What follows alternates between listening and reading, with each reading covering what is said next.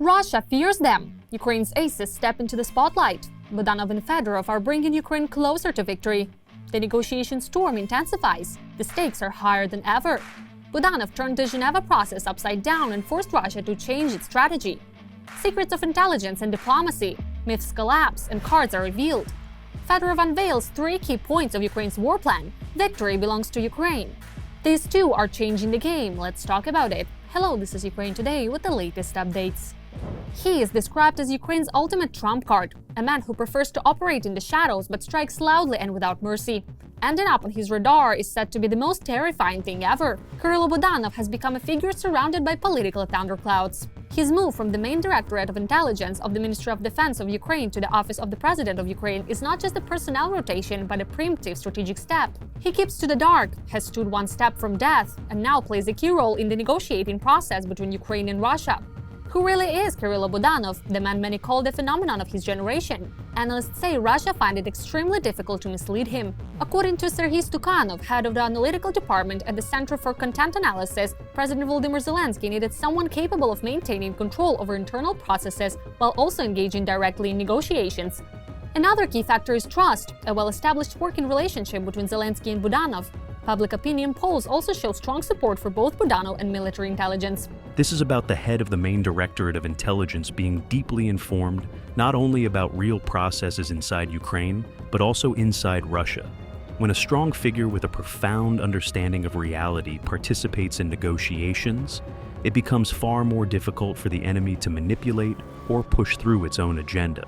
There is also the factor of connections and respect for Kirill Budanov among Western intelligence services, and therefore governments. Budanov's ties with the United States are also considered significant. This means the head of the Office of the President can immediately operate at the highest political and intelligence levels without any transition period. Washington has reportedly shifted from skepticism toward Ukraine's uncompromising stance to supporting Budanov's approach, seeing him as a professional capable of resolving complex military issues with minimal losses. When Americans speak about Budanov, they understand he will take a productive position, one that allows difficult issues to be resolved with minimal losses. Moreover, Budanov's official inclusion in Ukraine's negotiating delegation has raised the level of talks with Russia and even influenced their format. According to Yevhen Buderadsky, deputy editor-in-chief of Ukrainska Pravda, the renewal of the Ukrainian delegation forced the Kremlin to adjust its own negotiating team. Ideological narratives have moved aside, replaced by more practical and focused discussions. Ideological and historical narratives have receded into the background.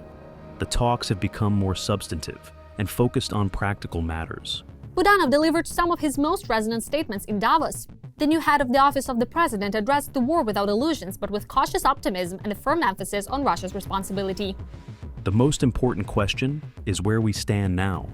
I want to hope that we are on the path toward a fundamental resolution of this war, the bloodiest and most horrific war in Europe since World War II, and certainly one of the bloodiest in post-war global history.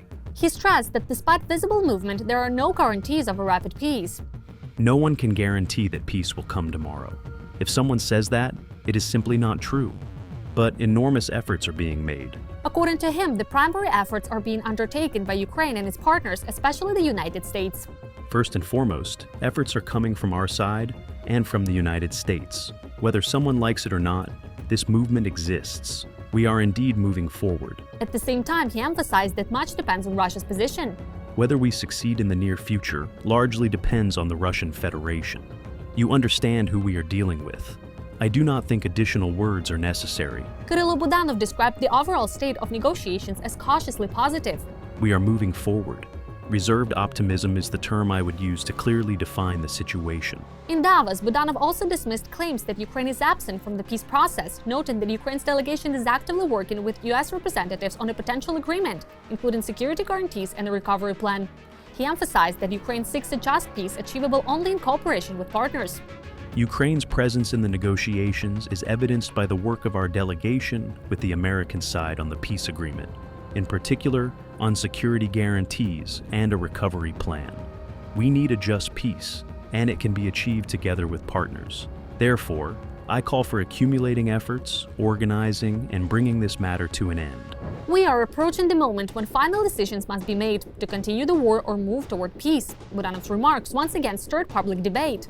He warned that this war is not merely about the battlefield, but about challenges to the foundations of the global order. Moscow is testing the global order and the viability of international institutions by violating the UN Charter and international agreements. This is an existential war. Russia has long waged it against Ukraine because an independent Ukraine blocks the Kremlin's imperial ambitions. He issued a stark warning: such wars do not simply disappear. Either they end with a just and definitive peace, or they return in an even more destructive form. Wars like this do not end by themselves. They either conclude with a just decision or inevitably return in a larger and more dangerous form. Budanov confirmed that a new round of negotiations is expected by the end of the week, while Kyiv is simultaneously paving the way for a possible summit between Volodymyr Zelensky and Vladimir Putin. Kirill Budanov made it clear that the details of the negotiations are not being specifically disclosed. Publicity here can be too expensive, but the general tone of the recent meetings is cautious optimism. Society will only see the finale, and there are only two options: either the war ends or it continues. There is no third way. We are moving slowly, but we are moving. You will only see the final result. According to him, Russia did not raise the issue of elections during negotiations. Its primary demand concerns territory. Their position is, give us Donbass. Another ace up the sleeve for Ukraine is Defense Minister Fedorov. He recently outlined three fundamental pillars for victory. Ukraine is not merely holding the line, it has a clear and already operational strategy. Fedorov presented the core elements of the war plan against the aggressor, three precise, systemic steps designed to force the enemy into defeat. According to him, the overarching objective is to deny the enemy any opportunity to break Ukraine. The first concrete priority is closing the sky. Protecting civilians and infrastructure is a top priority. Our goal is to identify 100% of air threats in real time and intercept at least 95% of missiles and drones. A multi-layered short-range air defense system is already being deployed, and interceptor capabilities are being expanded. Key organizational reforms have begun, the first steps toward a systematic counter to Shahed drones and a reliable shield for Ukrainian cities. When the sky is closed, the country functions. The second step is to hold the enemy on land, at sea, and in cyberspace. Ukrainian soldiers are holding the front with extraordinary courage. The front is held thanks to the irrevocable feat of Ukrainian soldiers.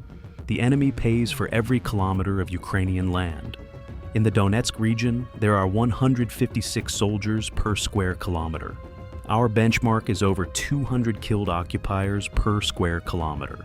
To achieve this, concrete initiatives are already underway, from reforming procurement systems to transforming training and command through data-driven management. The third priority is to strip Russia of the economic means to wage war. Russia's war effort relies on oil revenues distributed globally through a so-called shadow fleet.